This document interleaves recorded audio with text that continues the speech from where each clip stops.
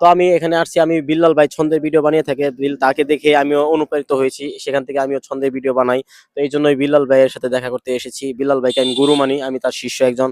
তো বিল্লাল ভাইয়ের সাথে দেখা করতে পারলাম না, তো আমার জন্য আমার পেজের জন্য একটু দোয়া করে দিন। ইনশাল্লাহ।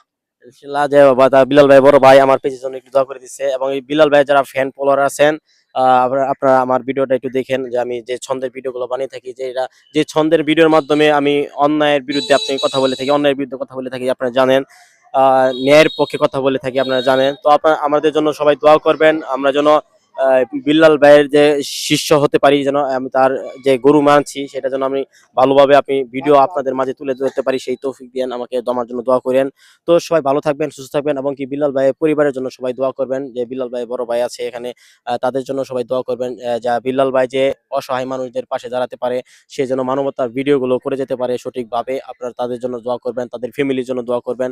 তো সবাই ভালো থাকবেন, এবং কি আমার জন্য দোয়া করবেন, আমি যেন বিল্লাল ভাইয়ের একজন ভালো শিষ্য হতে পারি, বিল্লাল ভাইকে যে গুরু হিসেবে মানি সেটা যেন আমি সঠিকভাবে পালন করতে পারি। তো সবাই ভালো থাকবেন, সুস্থ থাকবেন। তো বিল্লাল ভাই পরিবারের জন্য দোয়া করবেন, আমাদের জন্য দোয়া করবেন। আল্লাহ হাফেজ।